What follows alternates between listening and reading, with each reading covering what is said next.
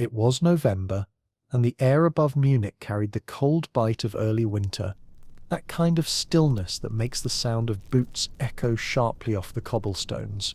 People hurried past the grey shop fronts clutching their coats, their breath visible in the air, trying not to look too long at the brown-shirted men marching in the street. The Great War had ended 5 years earlier, but Germany was still haunted by its ghost. There were no parades now, only queues, lines for bread, for coal, for anything that might make life feel less broken. The war had not just taken lives, it had taken the meaning out of victory and defeat alike. In every home there was a sense of suspended breath, as though the entire nation had forgotten how to exhale. Pianos were sold to buy potatoes, wedding rings traded for loaves of bread, and children learned to count in millions and billions before they ever learned the alphabet.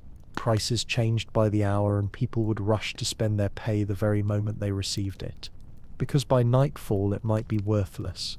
Money lost its meaning, and with it, so did faith in the future. And yet, beneath the surface of despair, something began to stir. It was not hope exactly, nor was it rebellion. It was something darker, quieter, a sense that the humiliation of defeat had to be undone. Somewhere between hunger and pride, the soul of a wounded country began to search for strength again. When the armistice was signed on the 11th day of November 1918, Germany lay still like a giant whose limbs had been shattered. The Kaiser was gone, forced into exile, and the empire that had stood for centuries dissolved in a matter of days. The Weimar Republic rose from the ruins, a fragile experiment in democracy, born into a world that no longer believed in such things. At first there was relief. The guns had fallen silent, and soldiers were returning home, but the silence quickly turned heavy, filled with the sound of ration queues and the hollow promises of politicians. The Treaty of Versailles had cut deep. It demanded reparations so vast that even the most skilled economists could barely calculate them. Whole regions, the beating industrial heart of the nation, were occupied by foreign troops, their banners hanging where the Black Eagle once flew. Factories stood still, coal mines were silent. The iron that had once fed Europe's war machine now rusted in the rain, and yet the most devastating weapon of all was invisible: debt. Germany owed the world more than it could ever repay, and so it turned to the one resource that still existed in abundance: paper. The printing presses never stopped. By 1923, they were running day and night, churning out notes so fast that workers were paid twice a day just to spend the money before it lost value. Housewives carried wages home in baskets. Children built kites out of worthless bills. There were stories of men burning banknotes for heat, because firewood had become too expensive. This was not just an economic collapse. It was psychological. When money itself became a joke, so did the state that printed it. And when faith in the state died, people began to search elsewhere for order, for meaning, for someone who could make Germany proud again. In those restless years, the cafes of Munich and Berlin filled with arguments and manifestos. Students, soldiers, failed artists, and dreamers crowded around smoky tables, blaming politicians, bankers, foreigners, and fate. Out of these circles of bitterness came new ideas, dangerous ones. Ideas that promised not only strength but purity, not only recovery but revenge. It is strange to think of how quickly the memory of peace can fade. For some, the Republic had brought democracy.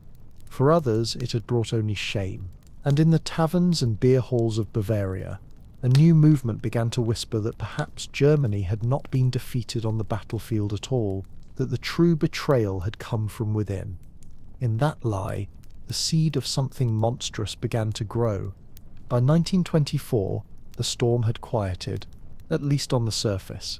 The new currency, the Rentenmark, glowed with the promise of stability, as if a single printed note could somehow erase the memory of hunger. For the first time in years, bakers could set prices that stayed the same from morning to night, and the desperate laughter that once filled the streets of Berlin gave way to cautious optimism. The Dawes Plan had arrived from across the ocean, carrying not just loans and gold, but also a fragile sense of possibility. Factories began to hum again. Men returned to work, and smoke rose once more above the industrial valleys of the Ruhr. The machinery that had once built artillery was now forging bridges, locomotives, and rail cars. The sound of industry was comforting, like the heartbeat of a patient who had almost died but was beginning to breathe again. In the cafes of Berlin, musicians played new songs, and for a brief moment the rhythm of jazz drowned out the memory of gunfire. Yet this was not real healing. It was recovery borrowed from the future. The loans that poured in from Britain and America came with invisible strings, and every mark that Germany rebuilt upon was a promise that had to be paid back. The Weimar Republic, for all its democratic idealism, became a fragile bridge between humiliation and ambition, one that trembled each time the wind of politics blew too strong. But for a few short years, Germany lived as if the nightmare had ended. Streets once lined with beggars were now filled with neon lights. Trains ran on time. Theatres were full. Artists and writers, those who had survived the war and the hunger, began to capture the strange mood of this new era. Painters filled their canvases with distorted faces and broken forms. Musicians played wild and dissonant notes, and poets wrote of freedom and decay in the same breath. It was as if the whole country, still half asleep from its trauma, had decided to dream as loudly as it could. And yet, under the glitter of modernity, something uneasy stirred. The wounds of Versailles had not closed. They had only been covered in gold leaf. Many Germans could not forget that the new wealth was not their own, that their country's pride had been mortgaged to foreign creditors. Veterans, men who had once worn medals and commanded respect, now sold apples in the street. Farmers still struggled. Small towns remained hollowed out, their sons lost to the war, and their faith lost to politics. And in those small, quiet towns, people began to whisper again. They whispered about betrayal, about injustice, about the humiliation of 1919, the myth of the stab in the back, the belief that Germany had not lost the war on the battlefield but had been betrayed by its own politicians, began to take root like mold in a damp cellar. While the cities danced, the countryside brooded, and in beer halls and veterans' clubs, voices rose again, voices promising order, pride, and unity. Voices that spoke of strength, not freedom. No one knew it yet, but the peace Germany had built on loans and illusions was beginning to crack. All it would take was one gust of global misfortune to make the structure collapse, and that gust would soon come from across the Atlantic, cold and merciless as a winter wind. It began, as many disasters do, far away in the offices and stock exchanges of New York City, where numbers once rising like towers suddenly began to fall.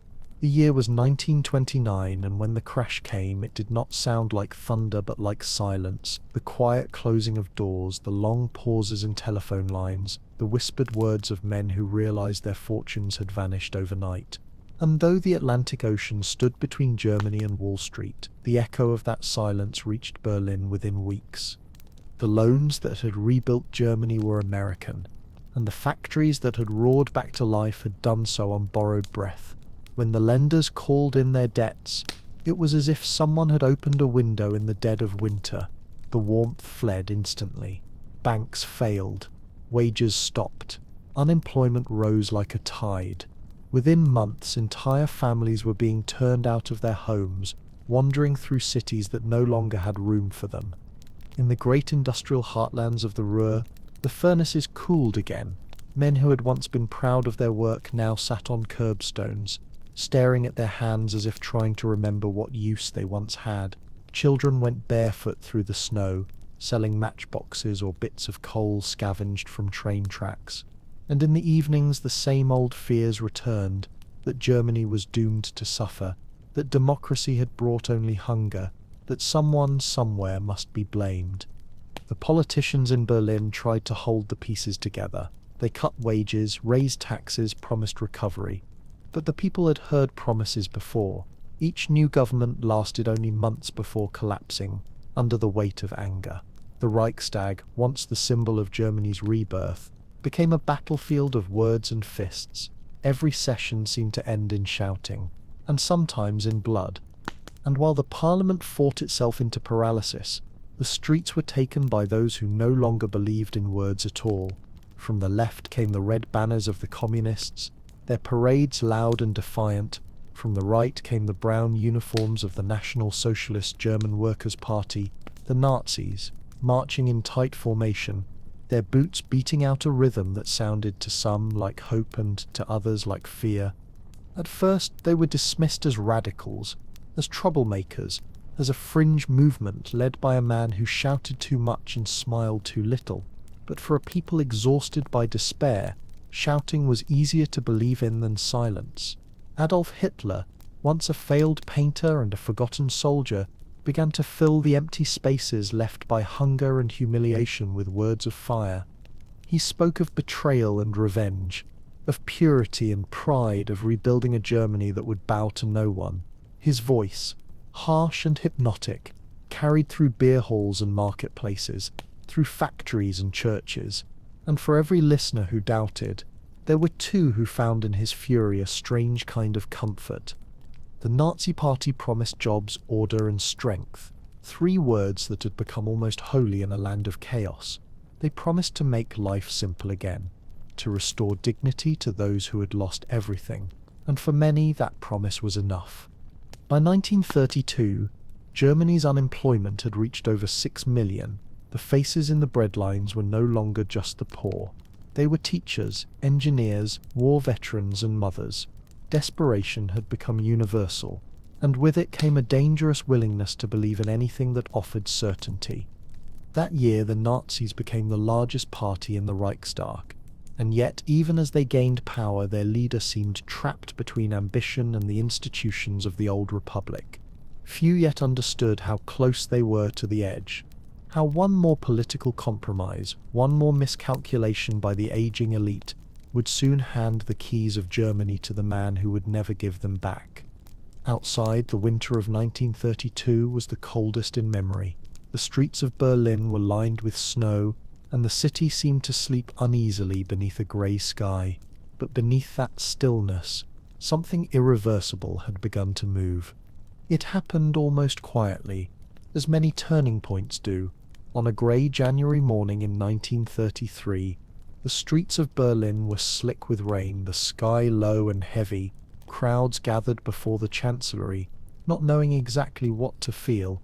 Inside, old men in dark suits whispered to each other that they had outsmarted the radicals. They believed they had tamed the storm. Adolf Hitler, the loud agitator from Bavaria, had been made Chancellor of Germany, but surrounded, they thought, by respectable ministers who would keep him in check. They imagined they could use his popularity, ride the wave of his energy, and then discard him when the time was right.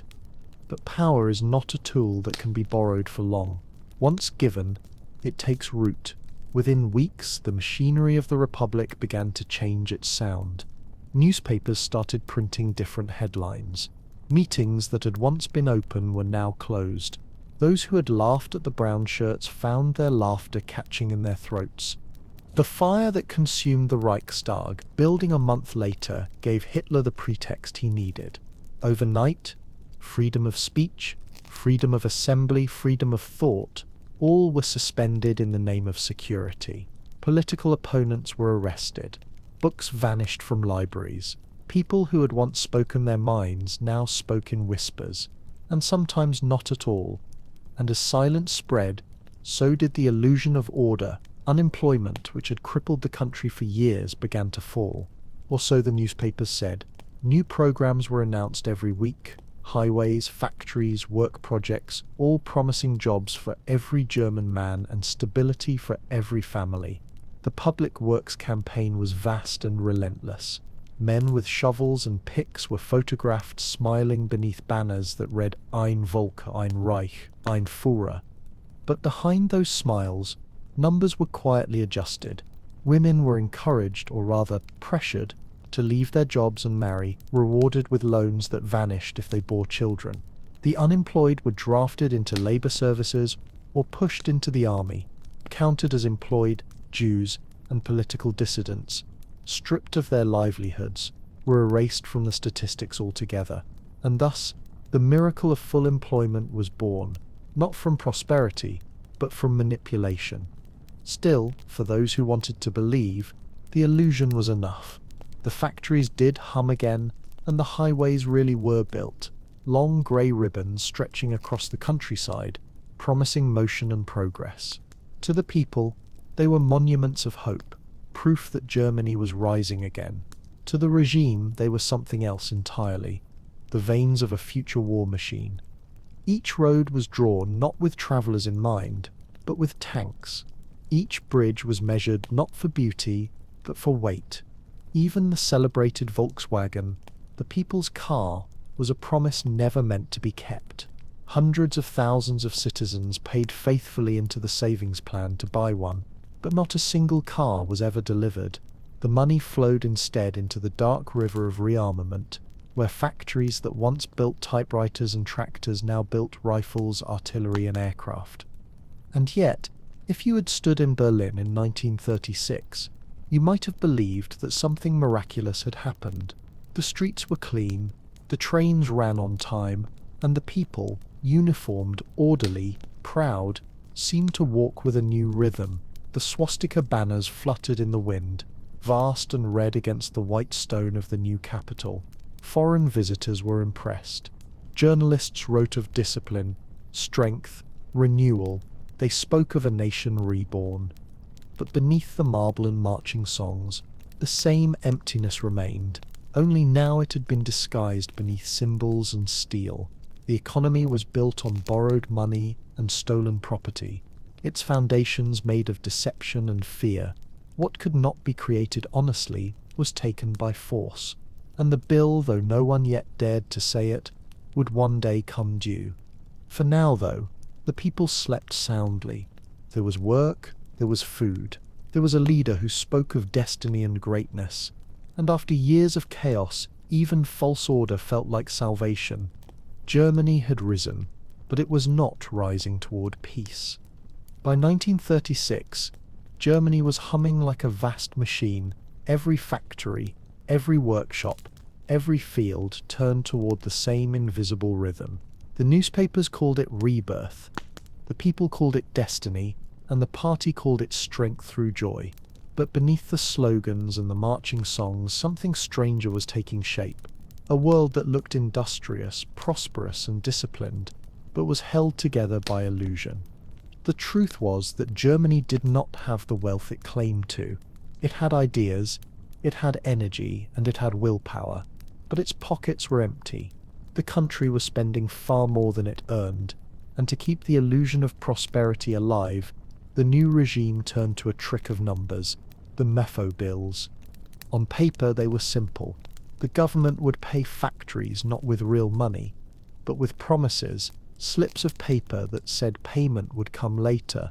These promises were passed around like secret currency, used to buy materials, pay wages, build weapons. To foreign eyes, Germany's books looked balanced. To the people, work was steady. But behind closed doors, the economy was inflating with invisible debt, the kind that could only be repaid by victory. Factories that once built sewing machines now forged machine guns. Car plants began producing engines that would soon power tanks. Laboratories once devoted to peaceful invention quietly began researching synthetic fuels and new metals for aircraft. It was a transformation too subtle for outsiders to notice at first, but in the roar of production, the hum of industry began to sound more like the pulse of preparation. The Autobahn, that grand project stretching like silver veins across the countryside, was celebrated in every poster and film reel. Men were shown paving the future with smiling faces. Families were depicted driving gleaming cars through endless forests. Yet the truth was that few Germans owned cars, and even fewer could afford them. The highways themselves, too distant from most cities to serve travellers, had another purpose. They were to be the arteries of war, designed to move soldiers, tanks, and supplies swiftly across the heart of Europe. But perhaps the most brilliant deception of all was the Volkswagen, the people's car. It was marketed as a dream of equality, a sleek, affordable machine for every worker. Families saved faithfully, paying month after month, their money tucked neatly into state-run accounts. They imagined the day they would drive across the new highways, their children waving out the window. Yet no car would ever come.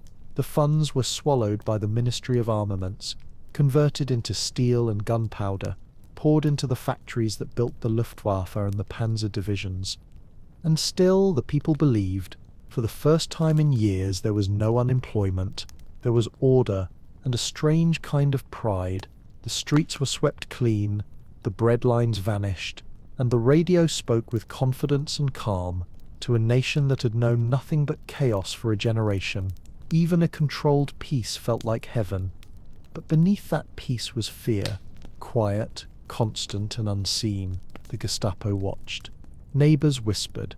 Loyalty was measured not by truth, but by obedience. Those who asked the wrong questions disappeared, and those who stayed silent learned to sleep with one ear open. It is easy in hindsight to see the direction of all this. The factories that produced more steel than homes, the roads that led not to freedom but to invasion, the jobs that existed only because they built weapons no one yet dared to use. But in 1938, the illusion was almost perfect. Visitors from abroad marveled at the transformation, comparing Germany's energy to the decay of their own democracies. The nation that had once been broken now stood tall again, and its leader basked in the applause. Only a few saw how fragile it all was, how the glittering machine ran on promises, and how every promise led toward one conclusion: the debt could not be repaid by peace.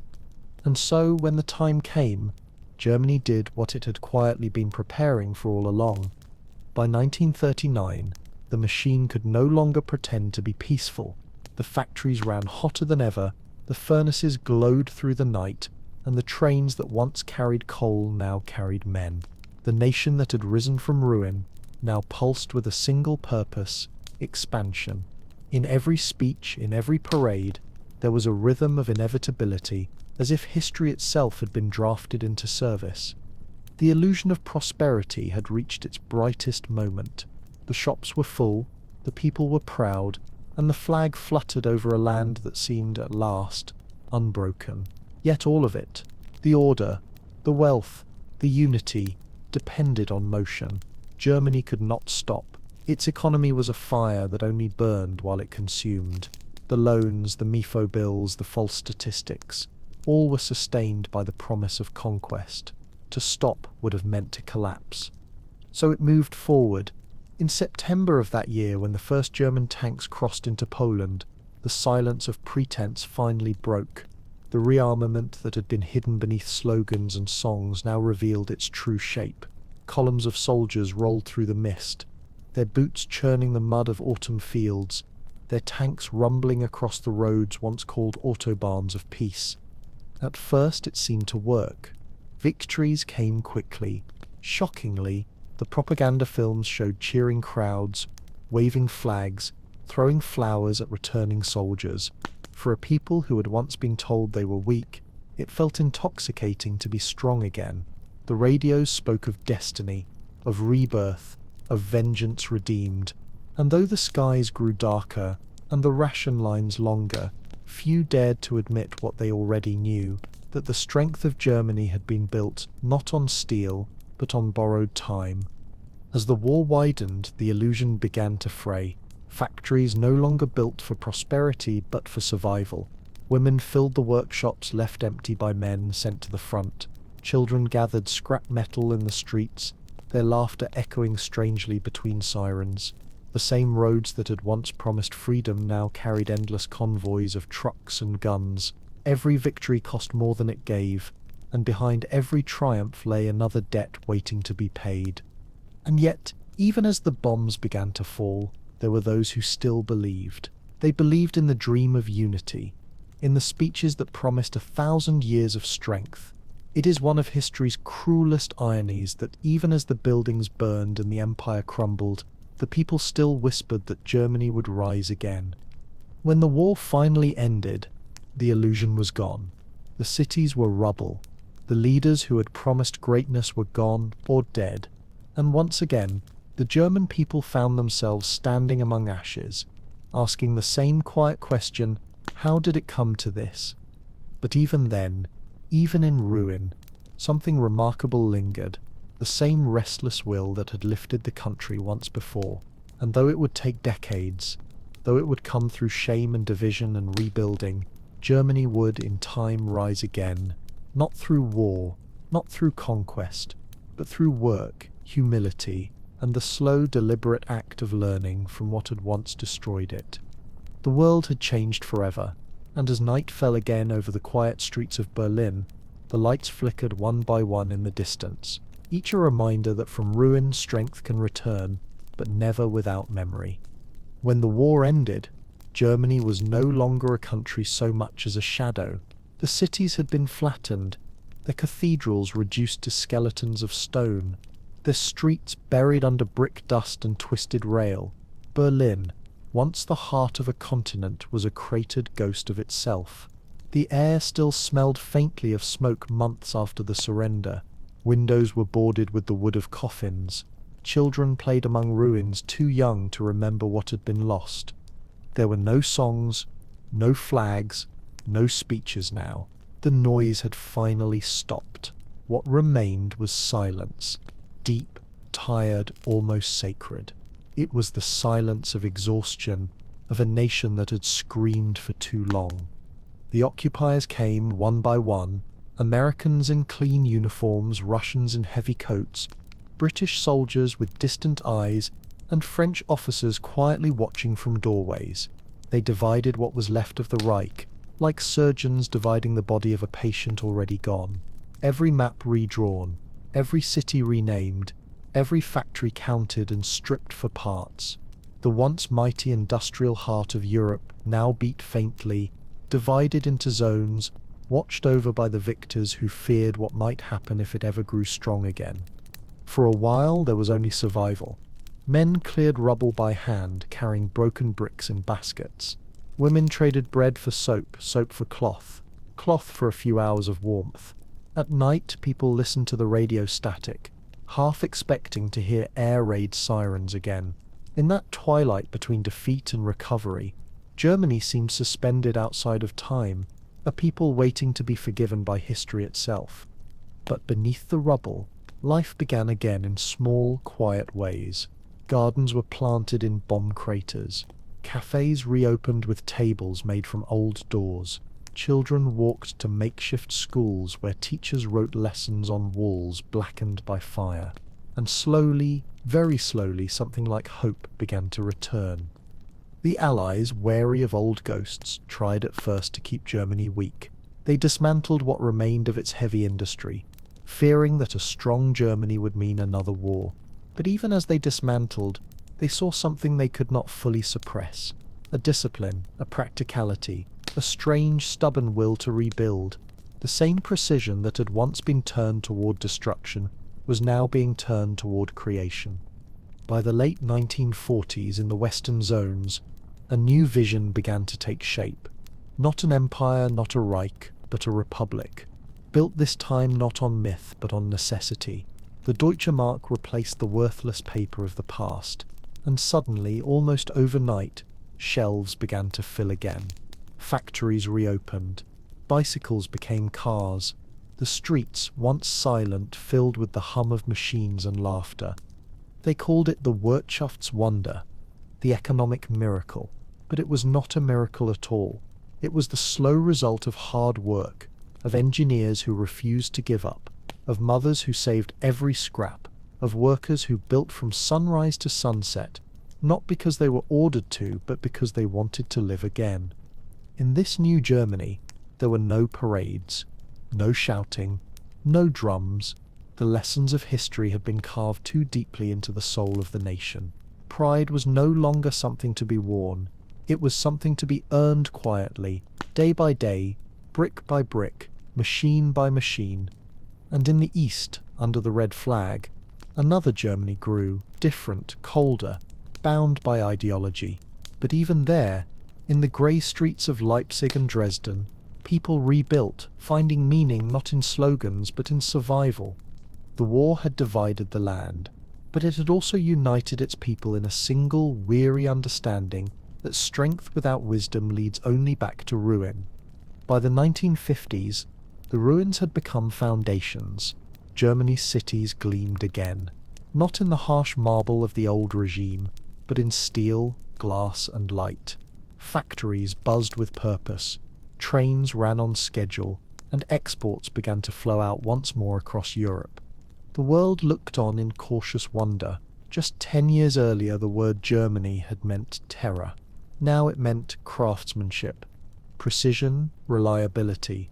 Its cars, its tools, its machines became symbols not of conquest but of competence.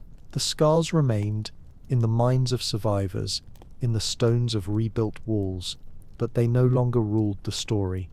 The people had learned that strength could exist without cruelty, that pride could live without shouting, that leadership could mean service rather than domination. And perhaps most astonishing of all, Germany became a voice for peace. Where once it had brought war to the continent, it now became its cautious guardian, signing treaties, building bridges, welcoming unity.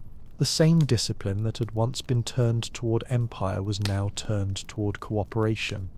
It is strange to think that the same land that had once believed it could rule the world now sought only to belong to it.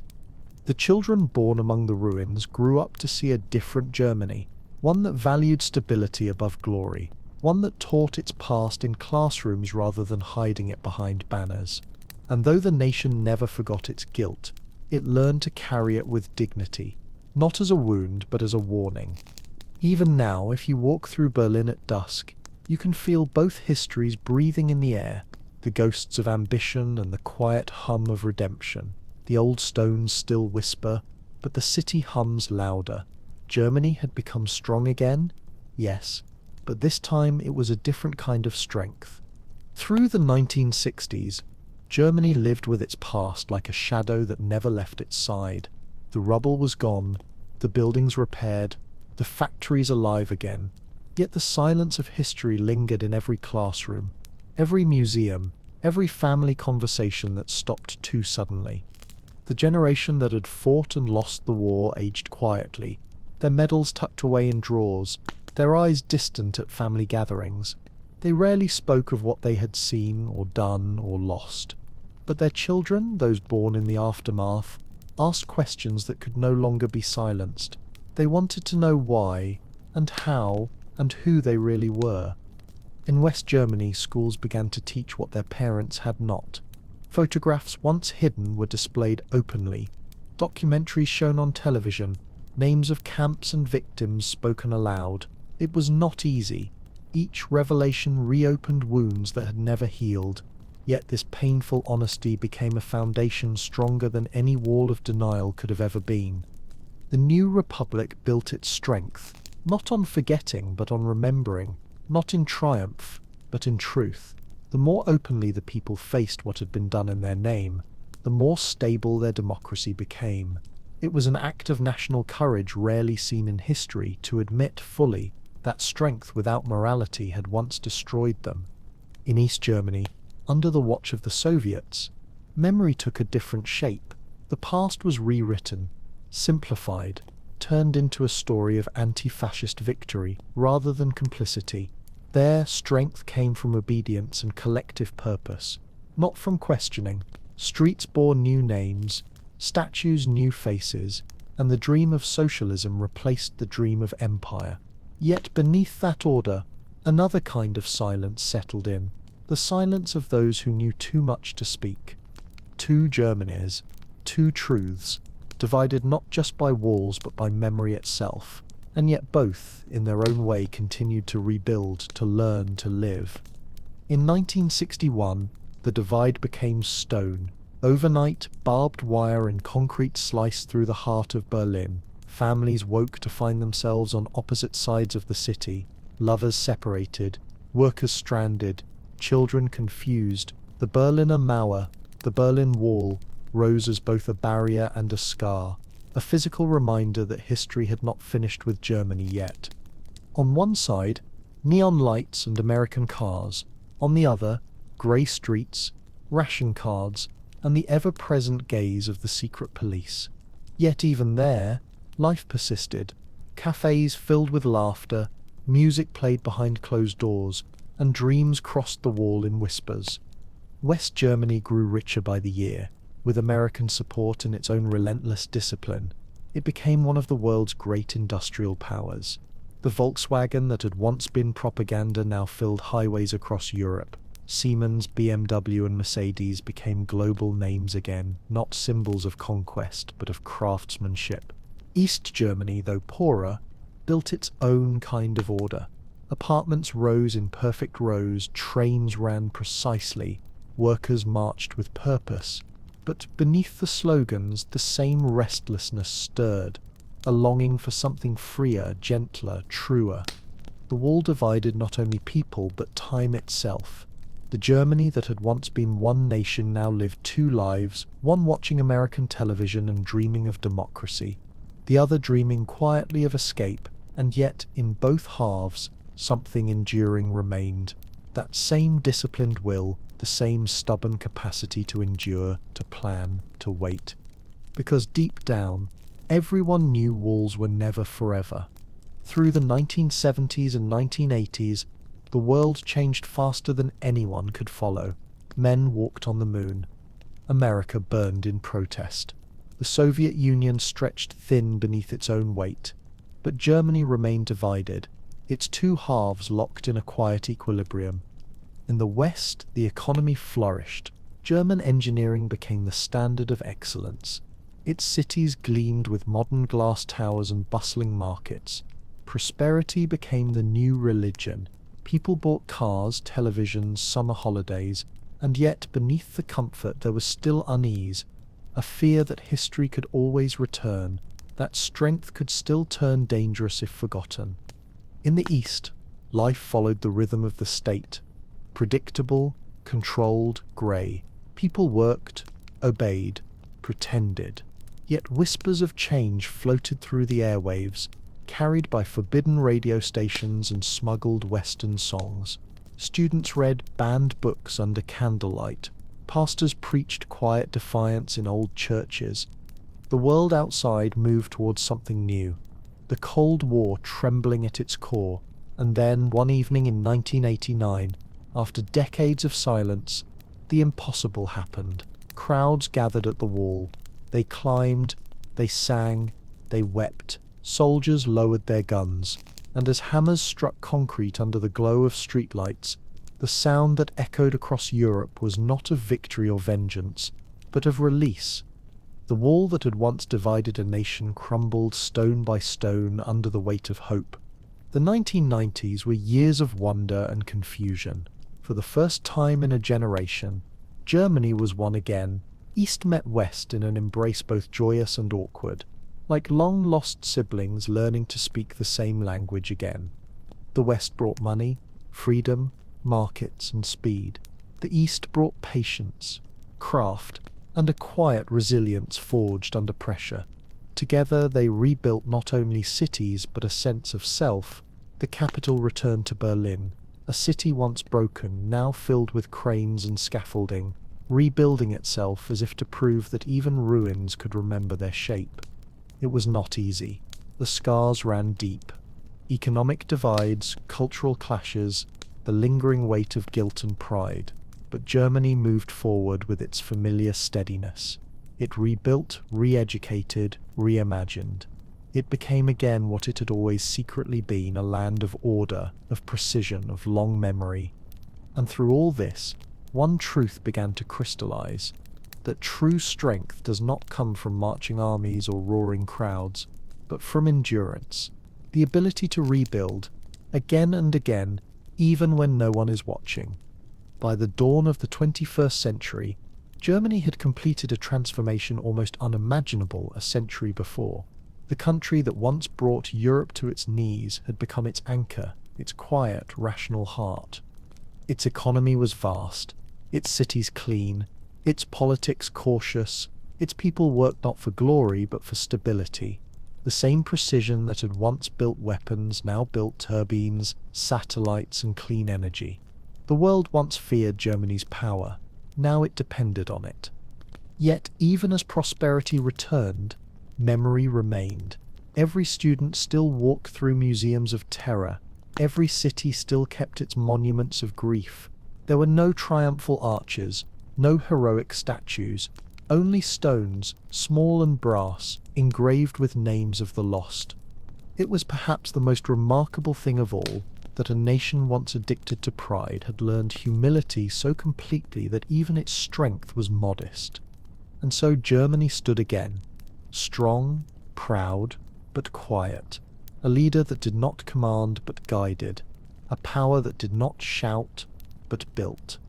Now, when one walks through Germany at night, through Munich's quiet streets, through Berlin's glass-domed parliament, through the silent ruins still preserved as warning, it feels as if history breathes there differently. Every lamp, every stone, every sound carries memory. The nation that once chased dreams of domination now dreams only of balance. It learned, through ruin and recovery, that strength without mercy destroys, but strength with wisdom endures. And perhaps that is the truest answer to the question, how Germany became so strong after losing the First World War. It was not through armies or leaders or gold. It was through the long, patient discipline of rebuilding, of facing its own reflection, of refusing to stay fallen. Because in the end, strength is not about victory. It is about what you build when victory is gone. And somewhere, under the quiet hum of trains and factories, beneath the lights of cities that once burned, the heart of Germany beats on, steady, disciplined, and awake. History, if you listen closely enough, has a rhythm not of victory and defeat, but of rise and fall, of ruin and rebuilding. And no country carries that rhythm quite like Germany. Twice it fell into the abyss, and twice it climbed out again, not through force, not through conquest, but through endurance. Like iron left too long in the fire, it was tempered by what had once destroyed it. The lesson was written not in ink, but in ashes. If the first Germany was a dream of empire, and the second a nightmare of obedience, then the third became something quieter, humbler, a nation that learned to lead not by fear but by example. Its cities became laboratories of memory, its museums, temples of truth. The power it once used to break the world, it now used to hold it together. And perhaps that is the strange justice of history, that from the wreckage of pride came patience, from guilt came grace, and from ruin came a kind of wisdom that can only be earned through suffering. When night falls over Berlin now, the lights glimmer softly against the River Spree. The city no longer hides its scars, it builds around them. The old and the new stand side by side, and between them drifts a quiet peace, the kind that does not need parades or anthems. In the hum of the trains, in the rhythm of the factories, in the laughter of children who have never known war, there is the true sound of strength, not the roar of conquest, but the whisper of continuation. Germany did not rise again to rule the world. It rose to remind it. And as the lamps fade one by one, and the streets fall silent beneath the weight of centuries, we are left with a simple truth that the greatest power any nation can possess is not to conquer, but to rebuild. And so the story ends not in triumph, but in stillness, a lesson written across a century, that even the strongest can fall, but only the wise learn how to rise.